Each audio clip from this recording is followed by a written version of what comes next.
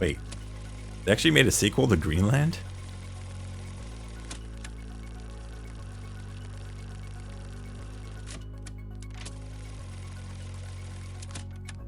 This weekend I watched 4 movies, one of them being Greenland 2 Migration, which is the sequel to the 2020 Gerard Butler comet asteroid apocalypse ending movie, Greenland. So today we're going to cover a little bit of the promotional aspect around the poster trailer. Then we're going to go into the movie experience, the audience reaction, what time of day did I watch it in, the audio and music, and then visuals, effects, characters, and a little bit about the story. And then we'll wrap it up with my final thoughts and what my score is. So stick around, make sure to hit that like and subscribe if you just want some kind of down-to-earth reviews for movies instead of overly diving into the movies as some people do, or clickbaity movies that some people do. I don't know. I feel like the movie review scene is a little bit all over the place, and there's a lot of stuff and a lot of content that's out there that just is there to drive clicks. I'm here just to give you my normal thoughts on the movies I watch in the theater. So first up, promotional aspect, posters. I might just have to record a tag of like, okay, most movie posters are boring. This is no different. Very two-tone kind of orangey poster with the characters in the face and some asteroids coming across the sky. So very generic, run-of-the-mill, nothing to really get excited about poster-wise.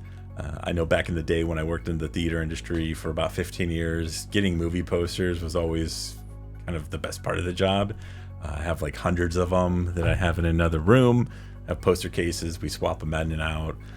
But over the years, you tend to see that a lot of movie posters kind of start looking the same, and there's not a lot of creative difference with a lot of them. The trailer. When I first saw the trailer for this, I was surprised that there was a sequel coming out to this movie, because even though the first movie was actually pretty good, I didn't see it in theater because it came out in 2020.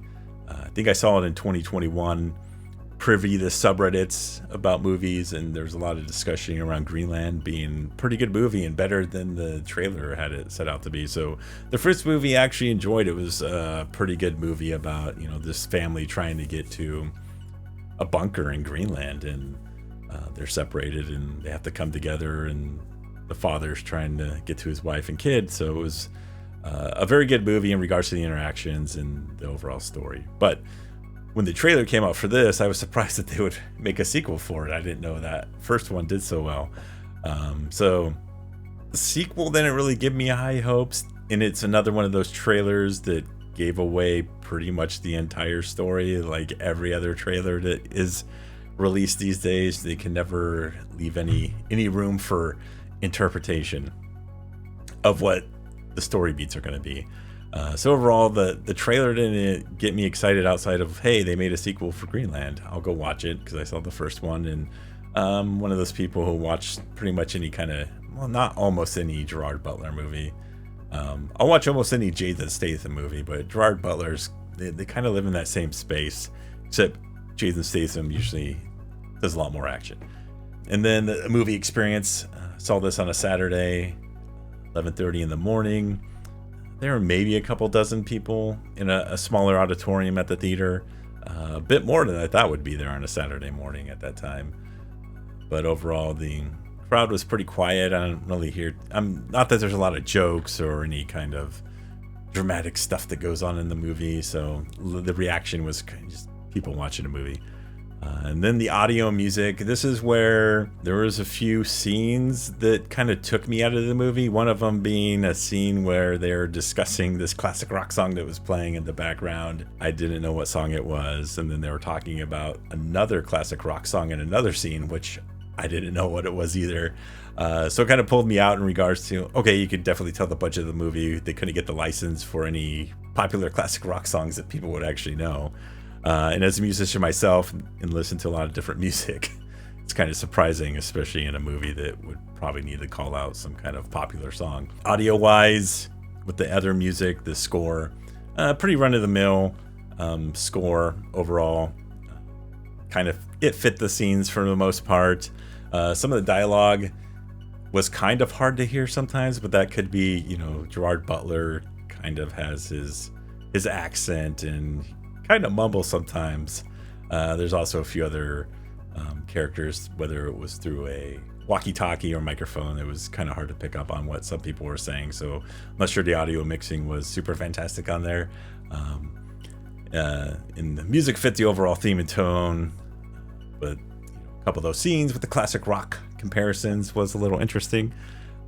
Characters, basically every family for themselves. Its primary characters are Gerard Butler, his wife, and kid. There are a few other supporting characters that come and go through the movie, but they don't stay long enough to really have an impact in regards to them as characters. They're just there helping push the story along, but without any real consequences in a few cases. General standard fare for a 90-minute runtime with not a lot of depth. Story-wise, this movie takes 5 years. Story-wise, this movie takes place 5 years after the events of the first movie. It's hard not to spoil the first movie, but the first movie is they try to get to a bunker in Greenland, and obviously there's a sequel, so they did make it there.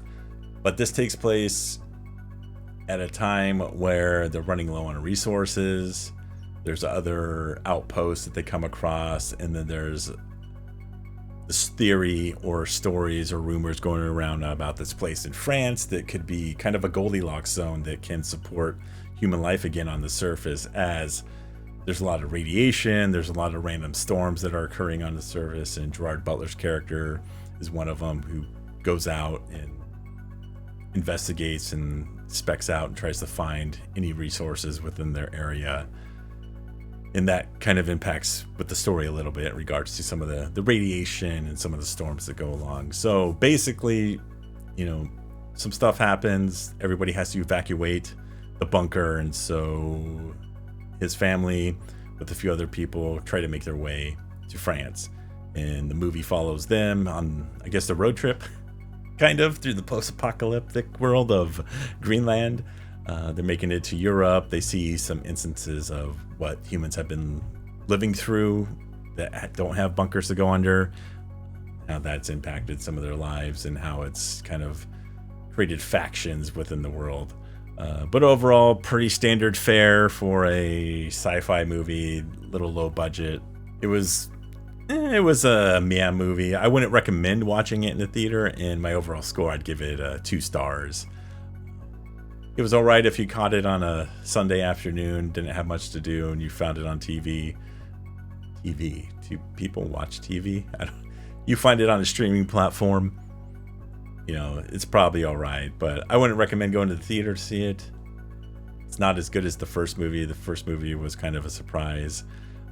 And then this movie, I knew it probably wouldn't be that great based on the running time.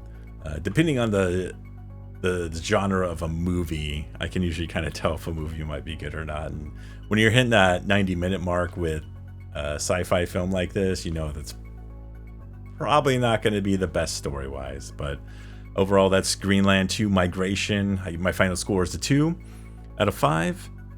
Until next time, have yourself a wonderful day.